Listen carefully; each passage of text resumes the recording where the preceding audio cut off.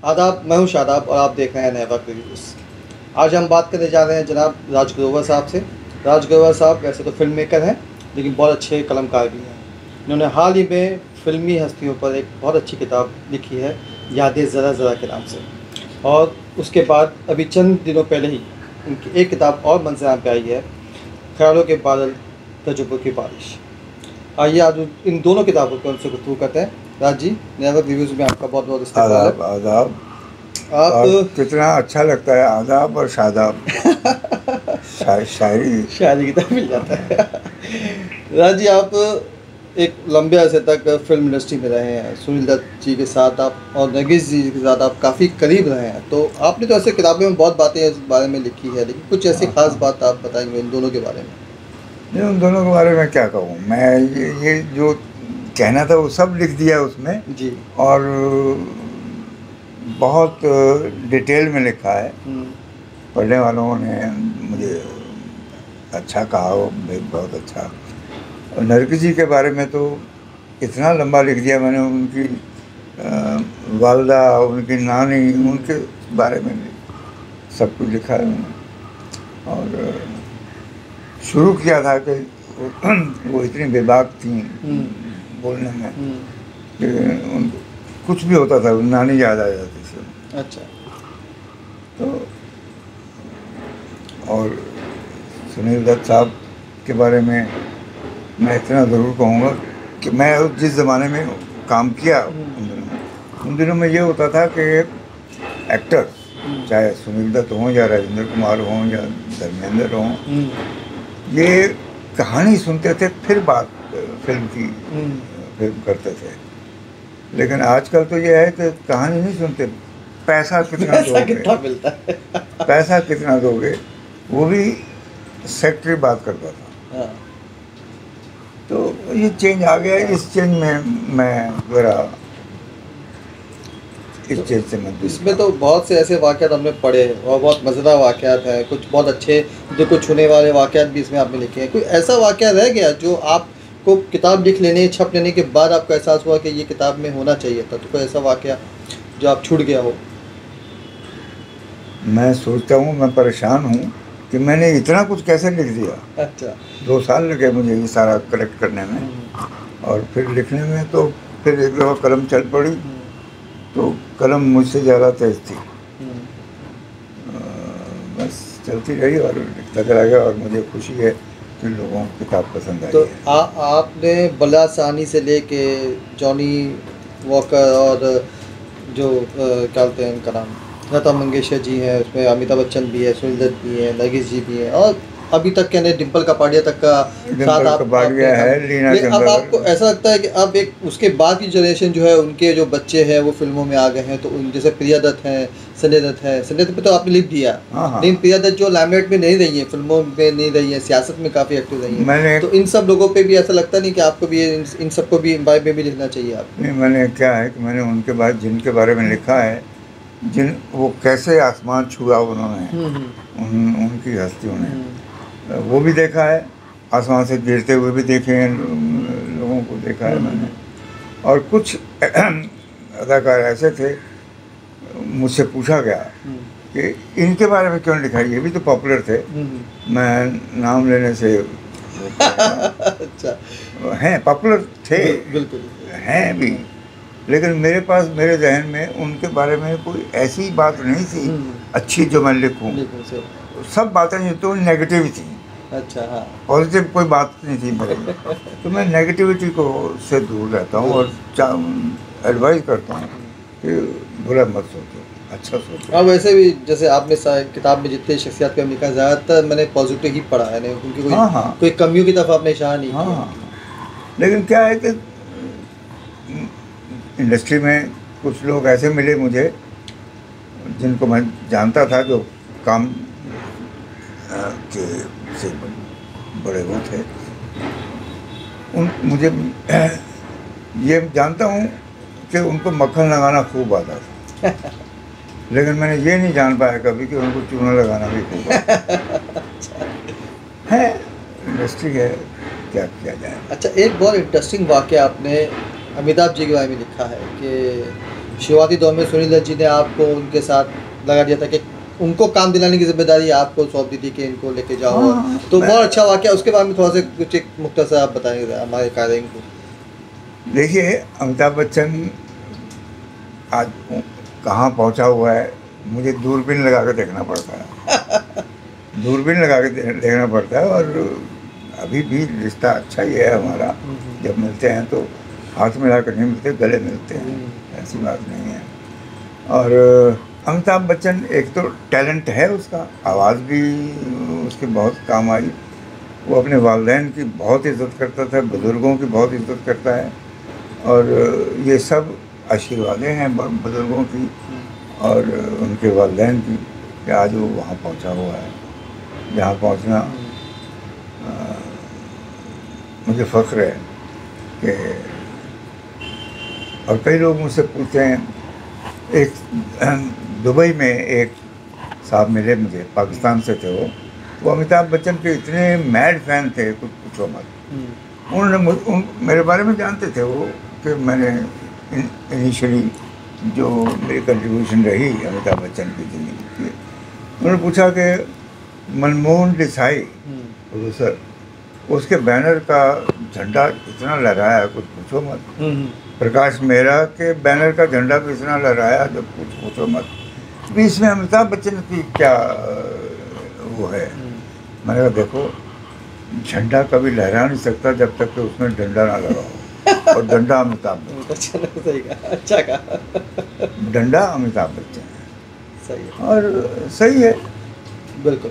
और बाकी जो है अच्छा, एक सुनील दत्त जी ने जो फॉर्म किया था Ajanta troupes, Ajanta arts welfare troupe जो था, तो उसके आप मैनेजर थे। तो, मैं तो क्या था वो पूरा ट्रूप का असल में क्या मकसद था, क्यों बनाया मकसद गया क्या था? है कि प्राइम मिनिस्टर पंडित जवाहरलाल नेहरू, दरअसल ये Ajanta arts welfare troupe start करने वाले पंडित जवाहरलाल नेहरू। अच्छा। वो यूँ कि अमेरिका में बॉब होप बड़े बड़े मशहूर एक्टर थे, उन्होंने अपना एक ट्रूप बनाया हुआ था। वो जवानों को, अपने आर्मी को बॉर्डर पे जाकर फौजियों को एंटरटेन करते थे। तो पंडित नेहरू जी ने सुनील दत्त साहब को कहा, आप भी कुछ ऐसा करो इंडिया में। तो उनके जहन में बात बैठ गई और नरगिस जी से सलाह की, घर में वो बातचीत हुई, मुझे बुला लिया। मुझ पर उनको बहुत भरोसा था, मुझ पर बहुत वो ये करते थे। तो मुझे फिर गोपी कृष्ण, लता मंगेशकर, किशोर कुमार, वाहिदा रहमान, माला सिन्हा, ये सब हमारे ग्रुप में आ गए। और इनको संभालना, इनको अरेंजमेंट करना, बॉर्डर पे जाना, वो सब मेरा ज़िम्मा था। अब सुनील दत्त साहब ने जब कश्मीर और बांग्लादेश जाना था एंटरटेन करने, बॉर्डर पे जाना था ना, तो सुनील दत्त साहब ने टाइम लिया था प्राइम मिनिस्टर इंदिरा गांधी जी से कि उनसे बात करें कि उनको हमको अपने ट्रिप के लिए हवाई जहाज़ चाहिए, 2 हवाई जहाज़ चाहिए। उन दिनों जहाज़ होते थे 21-22 सीटर, 22 सीटर, 21 सीटर, 2 जहाज़ चाहिए, क्योंकि हमारे साथ म्यूजिशियंस भी थे, आर्टिस्ट भी थे, सबको ले जाना होता है। तो दत्त साहब ने जाना था दिल्ली। तो जिस दिन जाना था उस एक दिन पहले इतनी बुरी हालत हो गई उनकी, डायरिया वायरिया हो गया, कुछ नहीं हुआ। तो अब अपॉइंटमेंट तो फिक्स थी। तो दत्त साहब ने मैडम गांधी के सेक्रेटरी से बात करके कि मुझे भेज दिया। अच्छा। मैं चला गया, मैं मिला मैडम गांधी जी से, तो इंदिरा गांधी जी से मिला, लॉन में बैठ के हमने बातचीत की। और जो काम मैंने, जिस काम के लिए गया, वो बात मैंने कर ली। उनके सेक्रेटरी ने मुझे कहा था 10 मिनट का टाइम है, मैडम गांधी बहुत बिजी हैं, उन्होंने और अपॉइंटमेंट्स हैं, आप 10 मिनट में अपना काम खत्म कर लें, बात कर लेना। बात तो मेरी 5 मिनट में ख़त्म हो गई और पीछे से सेक्रेटरी मुझे घड़ी दिखा रहे हैं और वो तिरछी नज़र से मैडम गांधी ने देख लिया कि मुझे इशारा हो रहा है। तो मैडम गांधी ने कहा कि आप चाय भिजवाइए। चाय भिजवाई, चाय आई, बिस्किट भी आए। तो 10 मिनट थे हम, अबाउट 45 मिनट्स तक मैं उनके साथ रहा। अच्छा। जिक्र किया उन्होंने, मुझे जीने दो और मदर इंडिया, सुनील दत्त की मुझे जीने दो और नरगिस जी की मदर इंडिया। तो नरगिस जी के बारे में तो पूरी दुनिया तारीफ करती है, मदर इंडिया की। बिल्कुल। तो मैडम गांधी ने भी की। मुझे जीने दो के बारे में उन्होंने, उसमें लोरी थी, तेरे बचपन को जवानी की दुआ देती हूँ, वो लोरी की बड़ी तारीफ की और साहिर जाने की बात तारीफ। और अच्छा लगा मुझे कि इसी में टाइम पास होगा। और सेक्रेटरी साहब दूर खड़े हुए। एनीवे ठीक, अच्छा हुआ। फिर हम लोग को जहाज आ गए, हम पहले कश्मीर गए, एंटरटेन किया लोगों को बॉर्डर पे, और फिर उसके बाद हम बांग्लादेश गए। मेरे पास तस्वीर है, किताब में हमने तस्वीर लगाई है। हाँ हाँ, वो बांग्लादेश भी गए, शेख मुजीबुर रहमान साहब के घर पे नाश्ते पे बुलाया उन्होंने। नाश्ते पे सुनील दत्त साहब, लता मंगेशकर, नरगिस जी और मैनेजर राज ग्रोवर, हम थे बस और कोई नहीं था। अच्छा। और नरगिस जी तो बिजी थी, उनकी बेटी छोटी सी बच्ची थी, उसको उसके साथ खेल कूद बातें कर रही थी।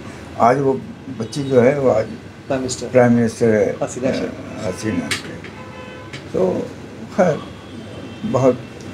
और लता मंगेशकर ने गाना सुनाया शेख मुजीबुर रहमान के सामने, विदाउट एनी बाजा वाजा गाना गाया, और बड़े गौर से सुना। ईश्वर अल्लाह तेरो नाम, सबको सुन, बहुत पसंद आया। ठीक था। लेकिन वहाँ पे जहाँ जहाँ भी हम गए, तालियाँ जो लता जी को पड़ रही थी, वो किशोर कुमार और वहीदा रहमान, सबको ठीक है, ठीक है, लेजेंड होते हैं। लेजेंड है। लेकिन लता जी की पॉपुलैरिटी, वो तौबा तौबा। एनीवे, लता जी अभी हाल ही में स्वर्गवास हुआ, और अभी मैं उसी पे बात करना चाह रहा था। आपने लता जी की बात की, लता जी के साथ आपके काफ़ी करीबी मुनासिब थे, अजंता ट्रुप में आप काफ़ी वजह से भी। लेकिन लता जी में यू नो थोड़ा सा बचपना था। हम जब बांग्लादेश से वापस आ रहे थे तो जिम्मेवारी 2 जहाज़ थे ना।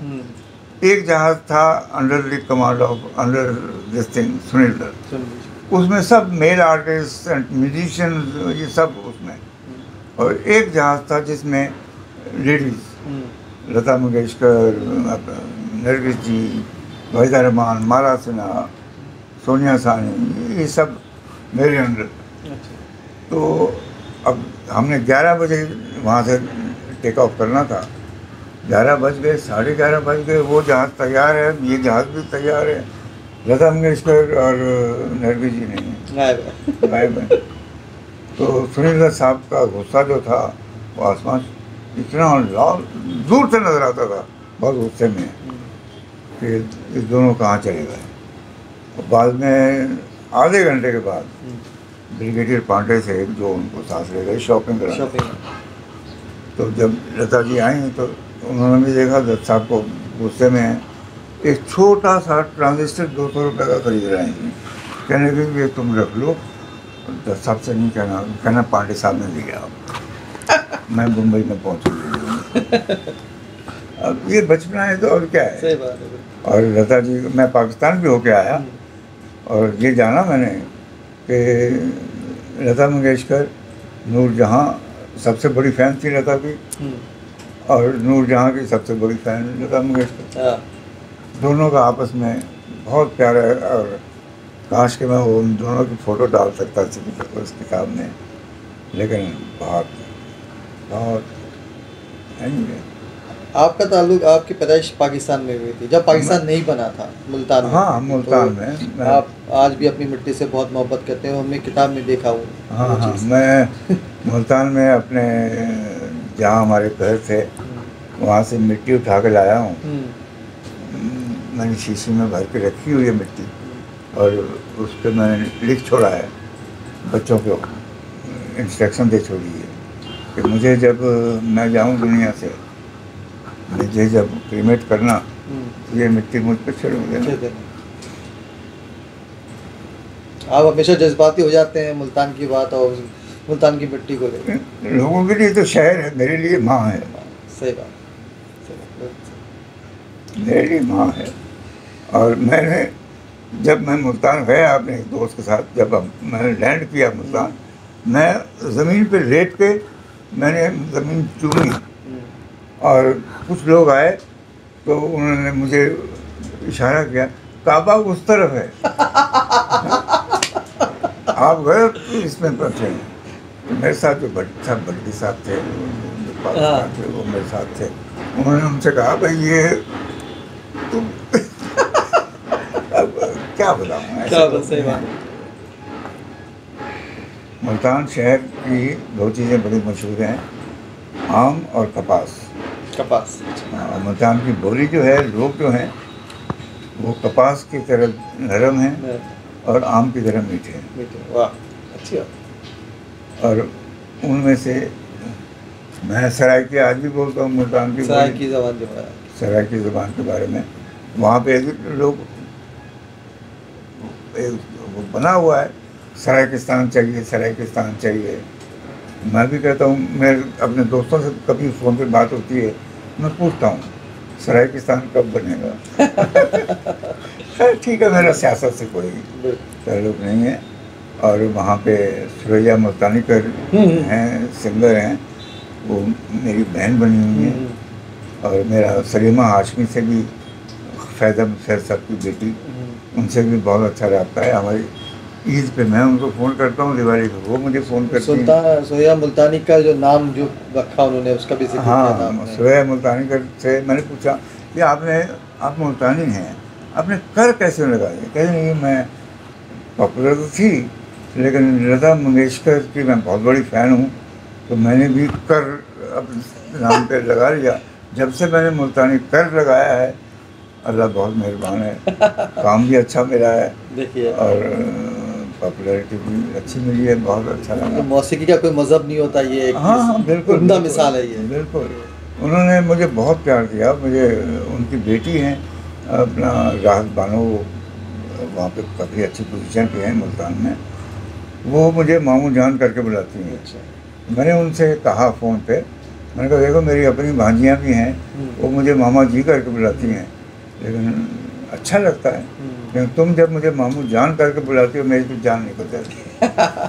तो फिर बहुत अच्छा है। और मैंने अपना सुरैया मुल्तानी को लिखा कि मैं नहीं जानता ईद क्या होती है, मैं ये भी नहीं जानता दिवाली क्या होती है, तो इतना ज़रूर जानता हूँ कि ईद पे लोग सुबह सवेरे उठ के खुशियाँ मनाते हैं, गले मिलते हैं, और दिवाली पे लोग रात को पटाखे चलाते हैं और खुशियाँ मनाते हैं। आपका ख़त जब से आया है, मैं दिन को पढ़ता हूँ मेरी ईद हो जाती है, रात को पढ़ता हूँ मेरी दिवाली हो जाती है। बहुत अच्छा। अब मुझे ये अब दूसरी आपकी किताब की जो अभी हाल ही में आई है, ख्यालों के बादल तजुर्बों की बारिश, तो ये नाम ही बहुत ही यूनिक है और बहुत लोगों को बहुत अच्छा लगता है। तो क्या है किताब में, आप इसका थोड़ा सा देखिए, मेरी बात सुनिए। मैंने लिखा है पहले पन्ने पे कि कल जहन में मेरे ख्याल आया, साथ में एक सवाल भी उभर आया कि सावन ने जिससे प्यार किया था उसका नाम क्या है? तो दुनिया ने उसका नाम बादल बता दिया। सावन और बादल में प्यार था, इतना मोहब्बत थी इतनी कि पल भर की जुदाई भी नहीं बर्दाश्त कर पाते थे। एक मरतबा जब जुदाई, पल भर की जुदाई हुई, रो पड़े दोनों, तो उनके आंसुओं, टपकते आंसुओं की टिप टिप की आवाज़ को दुनिया ने बारिश बता दिया। ख्यालों के बादल, तजर्बों की बारिश। ये किताब जो आपके हाथ में है, ये किताब नहीं, मानो जैसे मेरी लाडो पली बेटी है जो बाबुल का घर छोड़कर अपने ससुराल जा पहुँची। ख्यालों के बादल, तजर्बों की बारिश। मैं अभी भी ये बात करते करते भीग रहा हूँ अपने ही आंसुओं से। इसमें आपने कुछ आपके दोस्तों को भी नाम से कुछ हाँ, उनके तजुर्बे बयान किए, उनके तजर्बों को भी मैंने हैं, उनके तजर्बों को भी मैंने संभाल कर रखा हुआ धर्मेंद्र था। जी हैं, मनोज कुमार जी हैं, हाँ हाँ, सबके उनके कई लोग हैं इसमें। तजर्बे। मनोज कुमार ने एक बात कही थी कि जिससे भी दोस्ती करो ये जान के करो कि वो हैं क्या, ना कि उनके पास है क्या। बहुत अच्छी बात, बहुत अच्छी बात। तो ये बात उनसे नाम से मंसूब है किताब हाँ, और मनोज कुमार ने एक और बात कही थी कि दुनिया में एक बात का जान लेना बहुत ज़रूरी है कि क्या ज़रूरी, क्या ज़रूरी है। वाह अच्छी बात, बस अच्छी बातें हैं। तो इस तरह की बातें हैं इस किताब में। फिर इसमें कुछ आगे में कहानियाँ भी हैं, कुछ दो तीन चार कहानियाँ आपने पार्टीशन टाइम की, आपकी यानी लाइफ स्टोरी कह सकते हैं उसको, सच्ची कहानियाँ। तीन कहानियाँ हैं लिखी मैंने उसमें, पार्टीशन टाइम की और एक ईस्ट पंजाब साइड की कहानी है, माँ तुझे सलाम के बैनर अपना टाइटल के पीछे, और दूसरी कहानी है जो जिसका मैं मुल्तान में, तो मेरे घर की कहानी है, दो माओं के सांझी एक बेटी, वो आप पढ़ेंगे तो आपको मैं क्या बताऊँ। और तीसरी है एक मेरी क्लासमेट थी कॉलेज में, उनका अपना बॉयफ्रेंड था, मेरे दोस्त की गर्लफ्रेंड थी, वो उसके साथ ज़िंदगी में क्या हुआ, बहुत अच्छी फैमिली से थी, उनके साथ ज़िंदगी में क्या हुआ कि वो पढ़िएगा, उसका नाम मैंने रखा है अफसोसनामा। अफसोसनामा नाम भी अच्छा है, काफ़ी आपको तजस्सुस पैदा करता है पढ़ने के। हाँ, तो कैसे वो एक अच्छे घर की औरत लड़की, उसको कोठे पे जाना पड़ गया, उनकी किस्मत हाथों से उतर के पैरों पे जा पड़ी। तो वक्त कब क्या वक्त दिखा दे पता नहीं। चलो अच्छा, समय बड़ा बलवान है, सही बात है। चलिए राज जी, बहुत अच्छा लगा आपसे बात करके, आपकी दोनों किताबों के बारे में एक मुख्तसर तारुफ मिल गया हमें, और बहुत सी बातें इंटरेस्टिंग। आप किताब पढ़ेंगे तो आपको पता चलेगा कि किताब मैंने पढ़ी है, मैंने ही छापी है किताब, तो किताब 10 से पब्लिश हुई है। तो बहुत से ऐसे वाक़यात आपको पढ़ने मिलेंगे सितारों के बारे, फिल्मी सितारों के बारे में, जो हम नहीं जानते, लेकिन बहुत मज़ा आता है पढ़ के। और तजुर्बों के ख्यालों के बादल, तजुर्बों की बारिश में भी जो तजुर्बे बयान किए गए हैं, जो जिसका कुछ निचोड़ उन्होंने अभी 2-3 जुमलों में बताया, तो वाकई उससे आप महसूस होंगे, ज़रूर महसूस होंगे, और आपको बहुत अच्छा लगेगा। अगर आपने हमारे चैनल को सब्सक्राइब नहीं किया तो ज़रूर सब्सक्राइब कर लें, लाइक करें और अपने दोस्तों के साथ ज़रूर शेयर कीजिए। और फिर मिलेंगे एक नई किताब के साथ, एक नए मेहमान के साथ। जब तक ले शब्बा।